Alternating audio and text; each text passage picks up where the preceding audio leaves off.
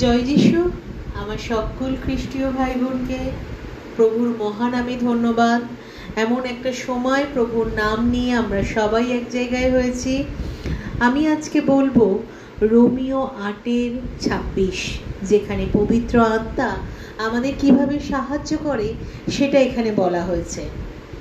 আর সেই রূপে আত্মাও আমাদের দুর্বলতায় সাহায্য করেন, কেননা উচিত মতে কি প্রার্থনা করিতে হয় তাহা আমরা জানি না, কিন্তু আত্মা আপনি অবক্তব্য আত্মস্বর দ্বারা আমাদের পক্ষে অনুরোধ করেন। এখানে বলা হয়েছে আত্মা আমাদের যে সমস্ত দুর্বলতম জায়গা রয়েছে, যেগুলো আমরা পারছি না, যেগুলো আমরা চেষ্টা করছি, বা আমাদের অনেক রকম খারাপ দিক থাকে, আমাদের আত্মা কিন্তু সেই দুর্বলতম জায়গাগুলোতে সাহায্য করছে।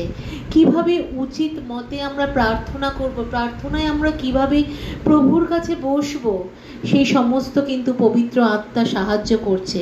অবক্তব্য কথা, আর্তস্বর, পবিত্র আত্মা কিন্তু আমাদেরকে হেল্প করছে, অনুরোধ জানাচ্ছে কিভাবে আমরা প্রভুর সাথে একাত্ম হব। জয় যিশু।